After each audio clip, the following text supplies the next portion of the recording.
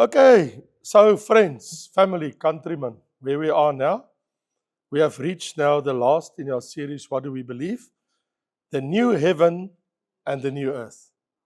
What do we believe? What do we believe concerning the new heaven and the new earth, whereof dwelleth righteousness?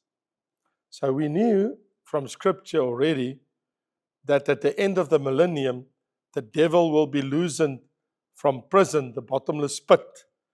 And once again, he will seduce people that did not come to salvation during the 1,000 years. You can't believe it.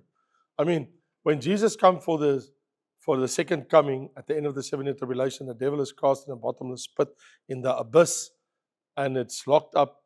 And 1,000 years later, when he's released, immediately he went to all corners of the earth and try and seduce the people again. I mean, literally, the scripture says in Revelation 20, verse 8, and he will go out to deceive the nations which are in the four corners of the earth, Gog and Magog, to gather them together to battle, whose number is as the sand of the sea. So many of them, you can't count them, like the sand of the sea. People in the end of the millennium rising up again against Christ that you can't even count. And they went up on the breadth of the earth and surround the camp of the saints and the beloved city. They come to Jerusalem. And fire came down from earth of heaven and devoured them. It's crazy. How's it possible? You would think that after 1,000 years of peace on earth and Christ reigning, there will really be peace on earth. Yes, in a certain sense, there is peace on earth, but not the way that we sometimes think it is going to be. So, I mean, there will not be a war, because the Bible says God will just send fire from heaven and devour all the people. Jesus won't come out of the city or the saints and fight with the people. They will just be all made to nothing, and they will all die.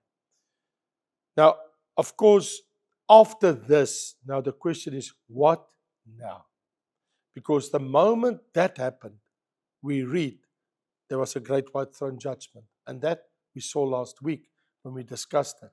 Now the question is, and when the great white throne judgment has been done, and the wicked is cast into the lake of fire, what now? What now? And the Bible answers and says in Revelation 21, and I saw a new heaven and a new earth, for the first heaven and the first earth had passed away, and there was no more sea. And I saw the holy city, the new Jerusalem, coming down out of heaven from God, prepared as a bride adorned for a husband. And I heard a loud voice from heaven saying, behold, the tabernacle of God is with men, and he will dwell with them, and they shall be his people, and he himself will be with them and be their God. He will wipe away every tear from their eyes. There shall be no more death, no sorrow, nor crying. There shall be no more pain, for the former things have passed away. And he who sat on the throne says, behold, I make all things new. And he said to me, write it down, write it, for these words are true and faithful. It is done. I will be their God, and they will be my sons and my daughters. So it's amazing what's going to happen. And of course, that begs the question about, will there be a new earth? Is the current earth totally made to nothing, and the current heaven? Or will they just be renewed? Because when we study scripture, especially if you study 2 Peter chapter 3, then you can clearly see when Peter speaks of the passing of the old and the fire and what's going to happen. So what we gather from scripture, if we take all the New Testament scriptures and we put it together, then we can see a picture before our eyes of, after the completion of the burning of the earth at the last judgment, everything will be done and there will be a new heaven and a new earth. But of course, the question is, and this is when you look at scripture, will it be a new heaven, like something brand new, never existed before? Will it be a brand new earth with the ground and the everything that is earth brand new? Or will it be a renovated earth where everything is burned on the earth and where it is made new? So the word, when you go to 1 Peter 3 and you study carefully the words that Peter used to tell us what is coming. I mean, and Jesus explained to him, so he could write to us about it. The words pass away comes from the Greek word parershomai, which literally means to change from one condition to another. In other words, there is a new condition on earth, but it never once means every time of the 70 times that the word is used to be used of something that ceased to exist. No, no, no. So it speaks about like the elements, and that's what Peter said, will burn and will dissolve. Verse 10 and verse 12 in 1 Peter 3, which elsewhere is translated elements, the first principles of the world. In other words, the sin and the things that man did on earth, that will all, and the works of men, that will all be burnt and made to nothing. So the word dissolve comes from the Greek word luo, which means to be set free. In other words, to be set free from the devil, to be set free from sin. And so what we do see is the only thing that's going to happen is this burning process, is that everything will be set free from being bound currently either by sin or bondage or the principles or the system of this world. Because it says in verse 10, the earth also and the works that are therein shall be burnt up. And the word here, works, is from the Greek ergon, which literally means the works of men. What people have made on earth, all of that will be burnt. And the word burnt up, katakeo, which means to be fully burnt up by fire. And the word melt, because he used in verse 12, the last word, very important, is the word melt. And that is fervent heat, which means teko, it means to melt. So in summary, we can say, this is how we understand it from Scripture. It indicates that everything that God don't want to be here, from the curse of sin, or whatever man has touched and man has done, all of that will be consumed with burning fire. There will be nothing will be burnt to ashes. And also the works of man, works of men, will be cleansed, purified to the benefit of mankind, because something new will be now on earth for all eternity. In actual fact, it can be like how it would have been today on earth if Adam and Eve have never sinned. How would earth look like? Garden of Eden. If there was no sin ever, how would the world look today? If nobody has ever sinned, nobody have done anything wrong, and there was no devil, no temptation, nothing wrong, nothing sinful, how would earth be like? And this is how the new order is going to be, where there will be peace, there will be joy, there's no hurt, there's no tears, there's no brokenness, there's no death, there's no sin, there's no cursing, there's no devil, there's no demon, there's no temptation, there's no sinful human nature. It's all gone. No sinful deeds, no sinful works. It's all gone. So, what we read in Revelation 21 verse 1, and I saw new heaven and a new earth. The true meaning of the text depends on our understanding of the word new, because what does new means? So the Greek word, you have two words for new in Greek. The one is kainos or neos.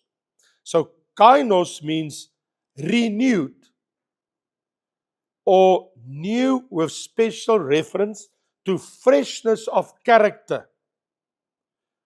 So, kainos is in direct contrast to the word neos, because neos means new in existence. And the word that Peter used is not neos, but is kainos.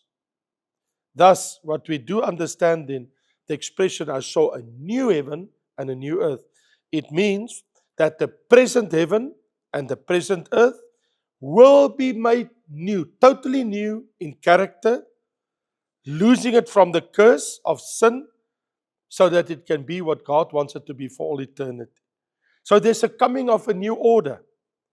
And with the coming of a renewed, restored, purified earth, of course you will have new people. Because the people that now live on the new earth, there's no sinners. There's no sin. The question, of course, begs, are all the people on the new earth, do they all have glorified bodies? Or do some of them be like me and you today? They have normal human bodies like Adam and Eve had before the fall. And the Bible is clear in the many scriptures that we see that there will be generations for all eternity. So here's my question. The people that lived in 1,000-year reign of Christ, that didn't die, that didn't receive a glorified body, what will happen to them on the new earth? They will just continue. You see, here's the thing. If every human being that live on earth have a resurrected body, like Christ, like us as the church will have, because we will have, is that what God intended humanity to be for all eternity? Because if that is the case, then actually the devil has won the battle at the end of the day.